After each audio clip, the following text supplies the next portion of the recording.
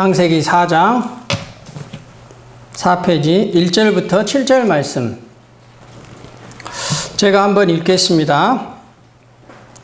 아담이 그의 아내 하와와 동침하매 하와가 임신하여 가인을 낳고 이르되 내가 여호와로 말미암아 등남하였다 하니라. 그가 또 가인의 아우 아벨을 낳았는데 아벨은 양치는 자였고 가인은 농사하는 자였더라. 세월이 지난 후에 가인은 땅의 소산으로 제물을 삼아 여호와께 드렸고 아벨은 자기도 양의 첫 새끼와 그 기름으로 드렸더니 여호와께서 아벨과 그의 제물은 받으셨으나 가인과 그의 제물은 받지 아니하신지라.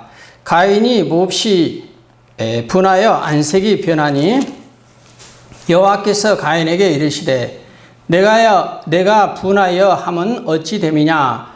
안색이 변함은 어찌 됨이냐? 내가 선을 행하면 어찌 낯을 들지 못하겠느냐? 선을 행하지 아니하면 죄가 문에 엎드려 있느니라. 제가 너를 원하나 너는 죄를 다스릴지니라. 아멘. 오늘 하나님의 말씀은 너는 죄를 다스릴지니라 라는 제목으로 말씀을 나누고자 합니다. 하나님의 말씀인 성경은 인간의 본능과 죄에 대해서 이미 우리에게 말씀해 주셨다는 것입니다.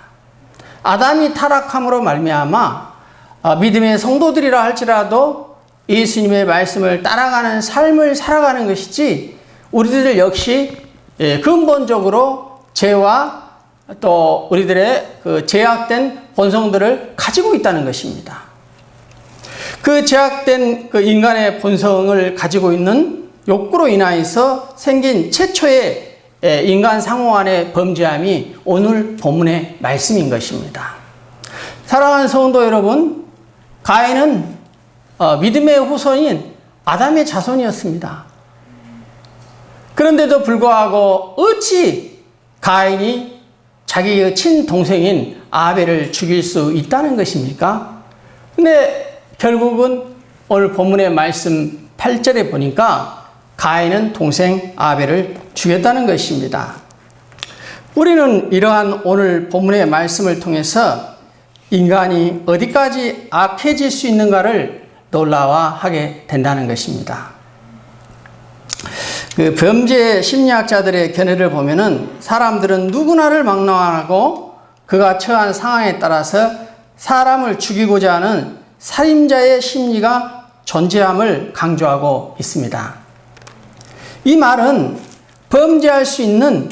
인간이 범죄할 수 있는 잠재적인 악이 누구에게나 다 있다는 것입니다. 그래서 성경에도 로마서의 말씀 가운데 그러면 어떠하뇨? 우리가 나으뇨? 결코 아니라 유대인이나 헬라인이나 다 죄 아래에 있다고 우리가 이미 서연하였느니라. 기록한 바 의인은 없나니 하나도 없다고 말함으로써 모든 인간은 외에 없이 다 죄인이고 인간이 악하다는 것을 강조하고 있습니다. 이렇게 인간이 죄인이게 된 것이 우리가 너무나도 익히 잘 아는 것처럼 아담과 하와가 하나님의 명령을 거역하고 선악과를 따먹은 죄로 말미암아 시작이 되었다는 것입니다. 그래서 아담과 하와는 에덴 동산에서 추방되어 에덴의 동쪽에 있는 놋 땅에 살면서 자손들이 번성하였는데 그 자손의 첫째 자손이 가인이었고 가인은 성장하여 농사꾼이 되었고 동생인 아벨은 양을 치는 사람이 되었습니다. 근데 이들이 성령이 되어 하나님 앞에 제사를 드리는데 가인은 땅의 소산인 곡식을 제물로 하나님께 드렸고 아벨은 양의 첫 새끼와 그 기름으로 하나님 앞에 제사를 드렸습니다. 그런데 중요한 것은 하나님께서 아벨과 그의 제물은 받으시고 가인과 그 제물은 받지 않으셨다는 사실입니다. 이것으로 분노한 가인은 자기 동생 아벨을 죽이기에 이릅니다. 이들은 친형제지간이었지만은 형 가인은 동생을 살인하게 된 사건이 벌어지게 됩니다. 그래서 오늘 본문의 5절에 보니까 가인과 그의 재물은 받지 아니하신지라. 그럴 때 가인이 몹시 분하여 안색이 변하니, 이렇게 나와 있습니다.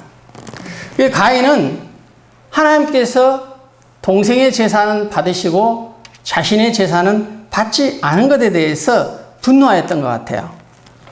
그러나 가인도 귀한 곡식을 하나님께 드렸습니다. 인간의 편에서 볼 때는 정말 화가 나고 분노할 만한 충분한 이유가 될 수가 있겠지만은, 하나님은 가인의 제사를 받지 않으시는 분명한 이유가 있습니다. 제사의 가장 중요한 것은 하나님을 기쁘시게 하는 것입니다. 그래서 히브리서 11장 6절에 보면은 믿음이 없이는 하나님을 기쁘시게 못하나니라고 나와 있습니다. 그래서 예배는, 제사는 믿음으로 드려야 하는 것입니다. 이 믿음의 제사는 구약시대에 제사를 드릴 때 하나님께 피를 드려야 했습니다. 그래서 믿음으로 아벨은 자신이 죄인임을 깨닫고 자신의 죄를 용서함 받기 위해서 양의 피를 드리며 하나님이 기뻐하시는 제사를 드렸다고 했습니다. 그러나 가인은 죄 용서함을 받기 위해서 피를 드리는 제사가 필요하다는 것을 깨닫지 못하고 곡식으로 그만 믿음이 없이 형식적으로 제사를 드렸다가 하나님은 가인의 제사를 받지 않으신 것입니다. 가인은 자신의 잘못을 깨닫지 못한 채 동생의 제사만을 받았다는 결과만을 보고 하나님께 시기와 분노로, 또 동생에 대한 분노로 살인을 하게 된 것입니다. 가인이 이렇게 살인하게 된 것은 근본적으로 아담이 죄를 지음으로 말미암아 아담의 후손들에게 죄의 영향력, 즉 마귀가 늘 인간으로 하여금 죄를 짓도록 영향력을 끼치는 그 죄의 영향력이 있었다는 것을 우리는 깨달아야 합니다. 오늘 본문 7절 말씀을 다시 한번 보겠습니다. 여기 7절에 보니까 내가 선을 행하면 어찌 낯을 들지 못하겠느냐. 선을 행하지 아니하면 죄가 문에 엎드려 있느니라, 이렇게 나와 있는데, 성경에서 죄는 하나님이 정하신 기준에서 벗어나다, 빗나가다, 이런 뜻을 가지고 있습니다. 그리고 이 죄가 문에 엎드리니라, 이렇게 나와 있는데, 이 엎드리니라 이 말의 표현은 무슨 표현이냐면은 이런 표현입니다. 마치 죄가 문 앞에서 호심탄탄 가인을 노리고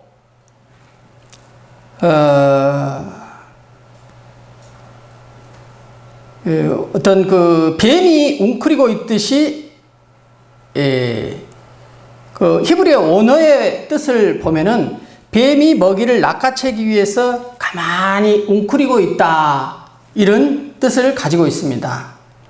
죄가 엎드리다 이 표현이 이제 히브리어 원어의 원뜻을 보면은 뱀이 먹이를 낚아채기 위해서 뱀이 이렇게 탁 엇그려가지고 고개를 숙이고 있다가 가만히 웅크리고 있다가 기회를 봐서 그 먹이를 탁 낚아채려고 하는 그런 뜻이 담겨 있는 거예요. 엎드리다 이 말이. 죄가 그렇게 숨어 있다는 것이죠. 이렇게 문 앞에. 그런데 이 표현을 쓸 때 현재 진행형, 분사형을 씀으로 인해서 한순간에 끝나는 것이 아니라 지금부터 시작해서 미래까지 계속해서 진행형 상태라는 것이죠. 그러니까 우리가 한순간도 방심하면은 죄가 언제라도 뱀이 먹이를 참아 웅크리고 있다가 그 먹이를 낚아채는 것처럼 우리가 마귀의 죄의 영향력에 노출되어 죄를 짓고 말 수 있다는 그런 계속적인 상태의 의미가 이 엎드리다 이 말 안에 들어가 있다는 것입니다. 지금 하나님께서 가인에게 그 얘기를 해준 거예요. 뭐냐? 너가 선을 만약 행하지 아니하면은 그 하나님의 기준인 그 기준에서 빗나가서 마치 뱀이 너를 낚아채서 먹으려고 하는 것처럼 너는 그런 마귀의 영향력을 받을 수 있다. 지금 받고 계속적으로 영향을 받고 있다. 이런 뜻입니다. 이해되십니까? 그리고 제2의 소원은 내게 있으나 죄가 너를 원하나 이렇게 나와 있죠. 제2의 소원이 내게 있다. 이 말은 죄를 지으려고 하는 우리 인간의 본성 안에 악한 죄성들이 갈망하고 동경하고 있다는 것입니다.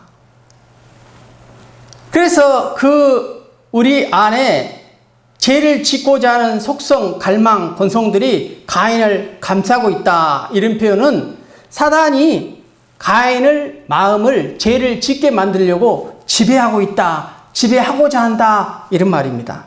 죄의 소원은 내게 있으나 마귀는 너로 하여금 계속해서 죄를 짓게 만들려고 하고 있으나 이런 뜻입니다. 그러나 마지막 결론적으로 너는 죄를 다스릴지나 이 말이 중요합니다. 하나님은 가인 보고 너는 죄를 다스리라는 것입니다. 다스리라는 것은 통치하다 이런 뜻으로서 성도가 비록 아담의 죄로 말미암아 원죄로 말미암아 마귀의 영향력을 받지만은 마음속에서 일어나는 죄를 억제하고 외부에서 죄를 짓게 하는 악한 것까지도 다스릴 수 있어야 한다 이런 뜻입니다. 그래서 하나님께서는 저와 여러분에게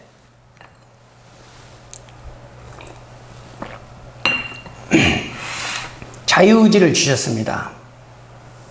그래서 우리는 본질적으로 아담의 원죄로 말미암아 끊임없이 죄의 종류는 다를 수 있지만은 죄를 하고자 하는 마귀의 영향력을 끊임없이 날마다 받고 살아간다는 것입니다.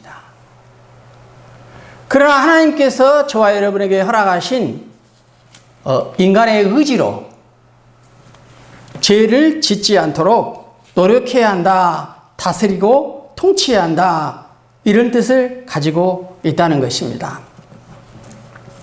그래서 결론적으로 사람 안에 죄를 짓고자 하는 그 마귀가 죄를 짓도록 부추겨서 가인으로 하여금 아벨 동생 아벨을 살인하게 만들었다 이런 내용이 되는 것입니다.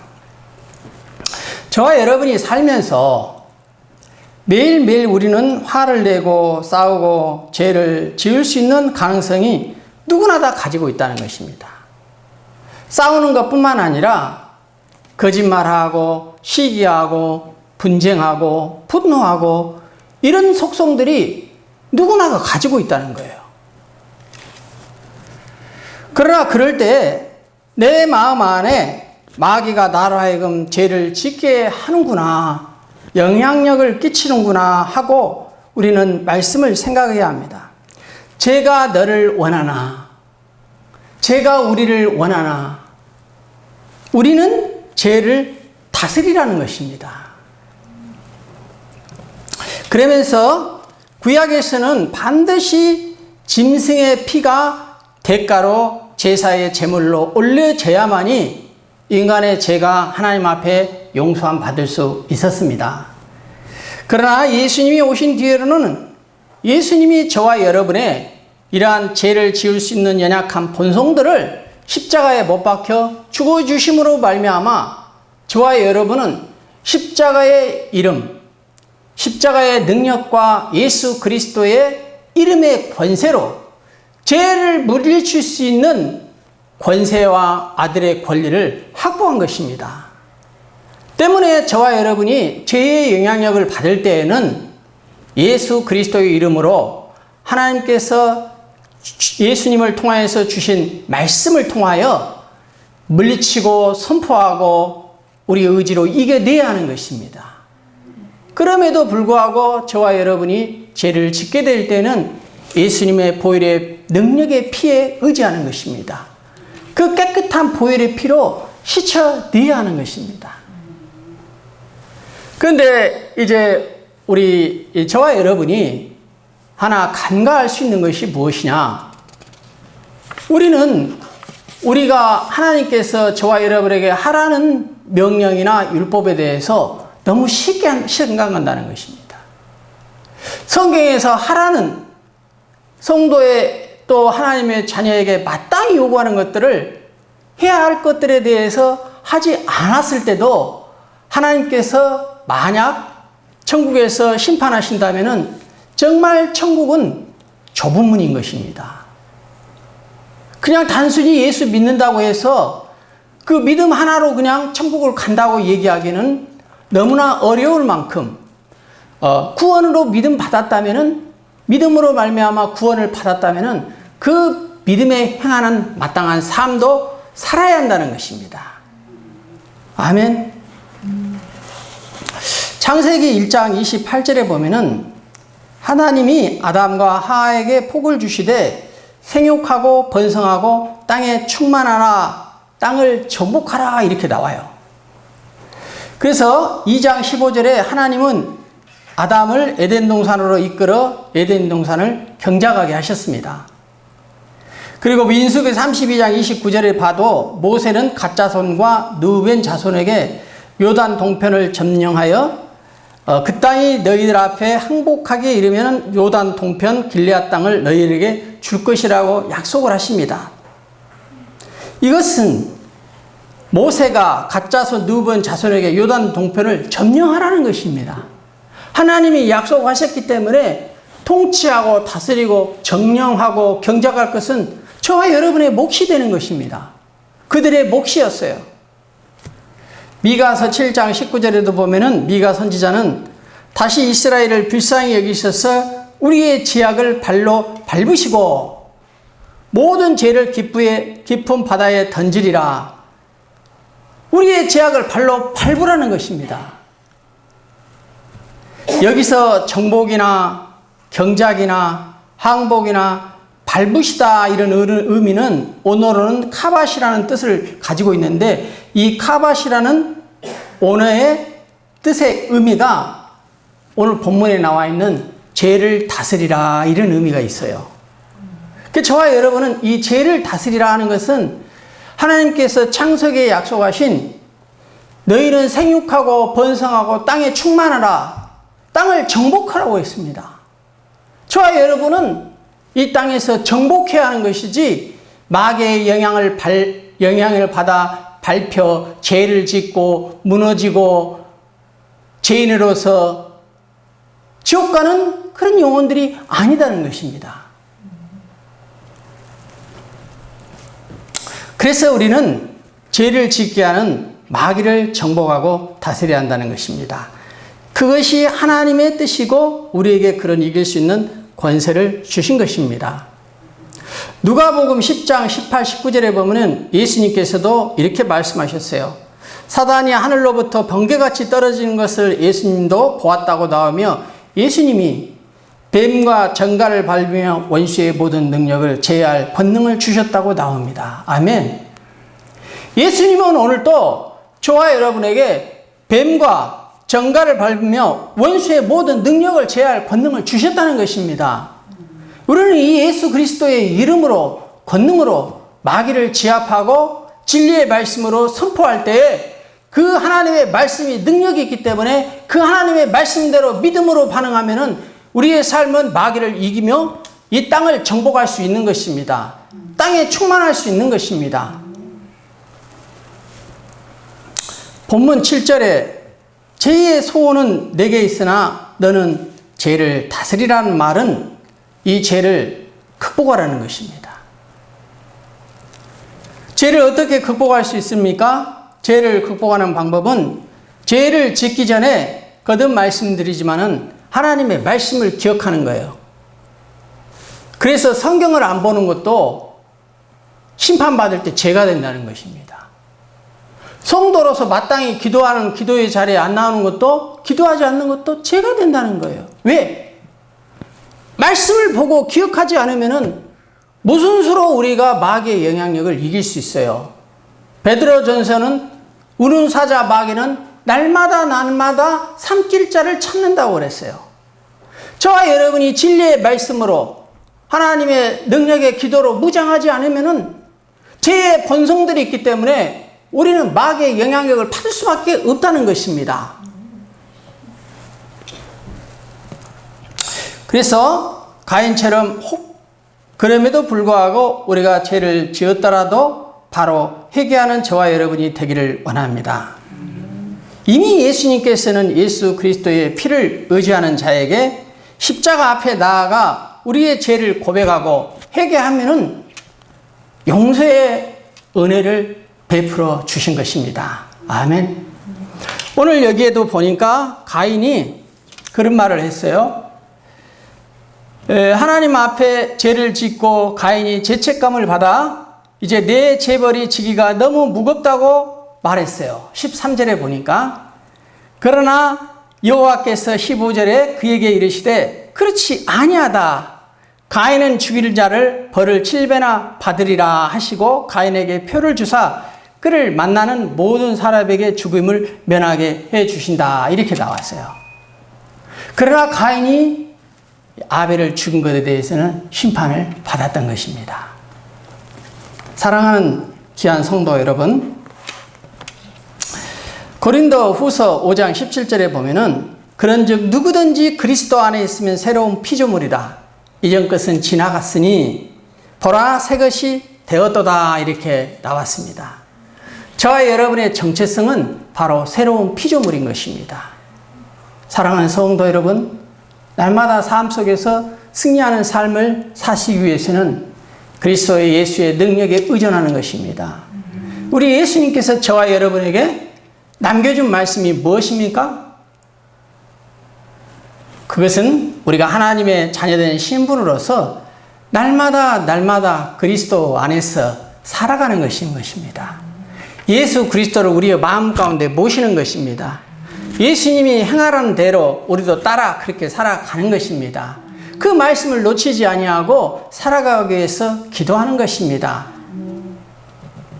그래서 저와 여러분이 오늘 말씀을 볼 때에 너는 죄를 다스리라 나와 있습니다. 그래서 죄를 다스리는 이 말씀이 이루어지는 저와 여러분이 되기를 원합니다. 이 말씀을 보고 이렇게 묵상하고 기도하는 가운데 참 오늘날 이 시대 가운데 목회자들이 정말 먼저 회개해야겠구나. 이 한국교회의 잘못은 먼저 이 한국교회를 책임졌던 목회자들의 책임이요. 목회자들이 먼저 눈물로 회개해야 할 것 같습니다. 아울러 한 가지 더 생각해야 할 것은 정말 이 사는 동안에 우리 성도들이 그냥 예수를 형식적으로 그냥 믿는다는 그 이유 하나만으로 인하여 우리는 너무 죄에 대해서 무감각하게 살아가고 있다는 것입니다. 하나님의 말씀을 말씀대로 귀하게 여기고 이 말씀에 순종해서 하나님이 원하시는 그 기준대로 살려고 몸부림치는 그런 저와 여러분의 의지가 많이 이 시대 가운데 희미해져 버린 것 같아요. 정말 우리 성도들 잘해야 할 테인데 정말 우리가 살인죄만 안 짓고 거짓말 안 한다 그래서 지옥을 안 가는 게 아닌데 하나님의 하라는 분부들이 명령들이 참 많은데 우리가 그와 같은 명령들을 참 못하고 사는구나. 어떻게 해야지? 그래서 제가 할 수 있는 것은 저도 여러분과 같이 주님이 원하시는 최고의 원하시는 영혼을 구원하고 한 영혼이라도 천국으로 인도할 수 있도록 그리고 아울러 성도들 가운데 형식적으로 신앙생활하는 분들을 향하여 그것이 아니다. 그냥 믿음만 있다고 천국 가는 것이 아니라 그 믿음이 있으면 믿음에 합당한 삶을 살아야 하나님 앞에 심판받을 때 우리가 마땅히 하나님의 자녀로서 천국에 가고 천국에서도 하나님께서 저와 여러분에게 멸류관을 주시는 것이지 그런 모든 것들이 공으로 얻어지는 것이 아니다는 것입니다. 그러기 위해서는 첫 번째 뭘 해야겠습니까? 계시록에 나와 있는 것들은 깨끗한 세마포 옷을 입어야 하는 것입니다. 그 깨끗한 세마포 옷은 흰 옷을 말해요. 흰 옷을 입으라는 것은 죄를 짓지 말고 거룩한 생활을 하라는 것입니다. 그래서 저와 여러분이 이렇게 죄를 짓지 아니하고 거룩한 생활을 하며 죄를 다스리는 성도의 삶을 사시기를 진심으로 축복합니다. 아멘. 하나님 아버지, 저희들 참으로 날마다 가인의 연약함과 같은 연약함들이 저희 안에도 있음을 고백합니다. 주님 사랑하라고 하였지만은 사랑할 수 없는 대상을 볼 때 미운 마음이 들고 미래를 생각할 때 역시 두려운 마음도 가지고 불안에 떨며 살아가는 것이 연약한 저희들의 모습입니다. 주여 용서하여 주시옵소서. 그럼에도 불구하고 예수 그리스도의 십자가의 사랑으로 인하여 십자가에 못 박혀 죽으시고 이런 저희들의 죄성을 용서해 주시고 해결해 주시기 위해서 예수님은 십자가에 2000년 전에 못 박아 죽으셨던 것처럼 우리가 이 귀한 말씀과 이 귀한 복음의 비밀을 그저 깨닫고 그저 나태하게 생활하지 않게 도와주옵소서. 천국의 비밀을 깨닫고 바울이 보고 왔던 것처럼 아버지 하나님이시여 천국이 있고 지옥이 있고 하나님은 분명히 살아계시고 우리가 이 땅 가운데 우리의 육신이 끝나는 날 분명한 하나님의 심판이 있을 터인데 아버지 하나님이시여 그 심판날을 바라볼 때 우리의 지은 죄가 중하옵니다. 주여 우리의 지금까지 지었던 죄를 용서해 주시고 앞으로도 계속적으로 죄에 노출되어 있는 죄의 영향력 하에 있는 저희들을 예수 그리스도의 이름과 하나님의 말씀의 능력과 성령의 능력으로 다스리며 통치하며 정복하며 살아갈 수 있도록 도와주옵소서. 오직 주님의 은혜가 필요하오니 아버지 하나님 이 어렵고 힘든 시대 가운데에서도 하나님은 양과 염소를 구별하시고 이제 제사가 없는 날을 반드시 오게 될 터인데 아버지 하나님의 교회의 예배가 어렵게 드려지고 아버지 하나님 우리에게 먼저 그걸 맛보면서 아버지 하나님 염소였던 성도들이 양으로 변화되게 하여 주옵시고 아버지 하나님 그리하여서 온전히 하나님의 말씀대로 순종하는 우리 모두가 될 수 있도록 주님 도와 주옵소서. 우리에게 은혜를 베풀어 주옵소서. 예수 그리스도 이름으로 기도드립니다. 아멘.